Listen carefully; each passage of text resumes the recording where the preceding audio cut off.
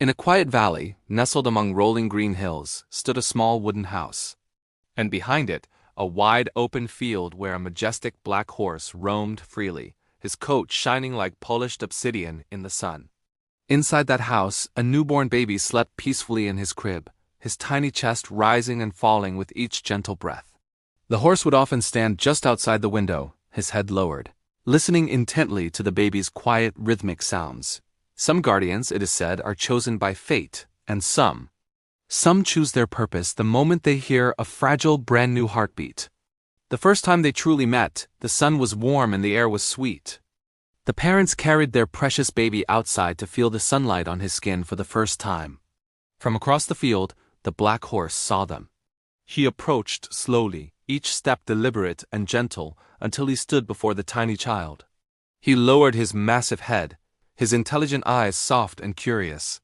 The mother whispered, a note of awe in her voice, "He's so gentle. Look at him." As if on cue, the baby stretched out his tiny hand, his small fingers uncurling to touch the horse's warm, velvety nose.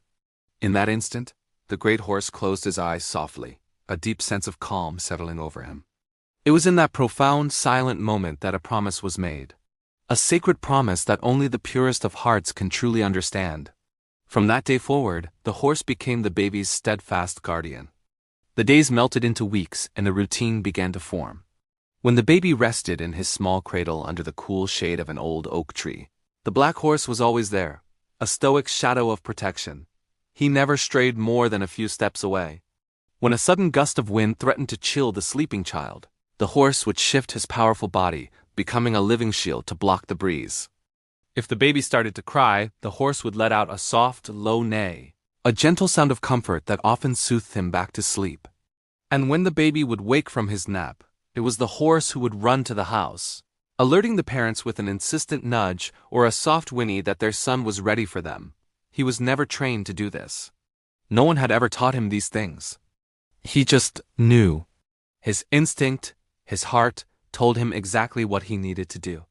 One particularly warm afternoon, a strange stillness fell over the valley.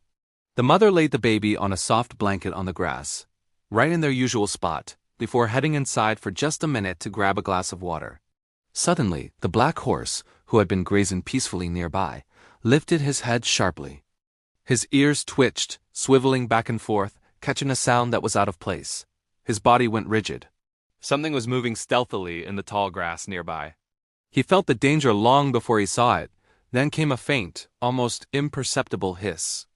A snake, its patterned skin a perfect camouflage, was slithering silently and directly toward the unsuspecting baby. The baby, completely unaware of the approaching threat, let out a happy gurgle, reaching for a dandelion puff. The snake coiled its body, its head raised, preparing to strike. In that split second, the horse acted. He stumped the ground hard, a thunderous thud that shook the earth, a clear and powerful warning. The snake froze, momentarily startled by the sudden vibration. That was all the time the horse needed. He charged forward with a speed that seemed impossible for such a large animal. Thud. He slammed his hoof down just inches from the baby, creating an unbreachable wall between the child and the venomous predator. The snake, now panicked, tried to dart away, but the horse stomped again and again, cutting off its escape, forcing it back, his fury a terrifying sight. He didn't fear for his own life. He feared only for the child's. Just then, the mother ran outside, and a scream tore from her throat the moment she saw the terrifying scene unfolding. "No! My baby!" But the horse didn't move. He stood his ground like an immovable statue, a living barrier of muscle and bone, his eyes locked on the snake. The father, hearing the scream, rushed out with a long stick and frantically drove the deadly reptile away, back into the wilderness where it belonged. The immediate danger had passed, but the terror lingered.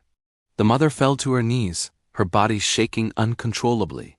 She scooped up her baby, holding him tight against her chest, tears of relief and horror streaming down her face. The baby was safe, untouched, and still blissfully unaware of how close he had come to harm. The father, his own heart still pounding in his chest, walked slowly toward the horse. The magnificent animal was no longer enraged. He stood breathing quietly, his sides heaving. The father reached out a trembling hand and stroked his neck. "You saved him," he said softly, his voice thick with emotion. "You saved our son." The horse simply lowered his head, his warm breath ghosting over the man's hand, as if to say, "I promised." From that day on, the bond between the boy and the horse became something truly magical, something unbreakable. Every morning, the first thing the little boy did was reach for his guardian. The horse would respond with a gentle nudge of his head or a warm puff of breath on the boy's cheek. Love is not always spoken in words. Sometimes it is lived, moment by moment, in acts of devotion and silent understanding. As the baby grew older, he began to crawl and then to take his first wobbly steps. And with every new milestone, the horse was right there, following him everywhere like a patient, protective shadow. He was a constant presence, a source of comfort and security. People in the valley would watch them together and whisper among themselves, "That horse knows things. That horse loves that boy more than anything."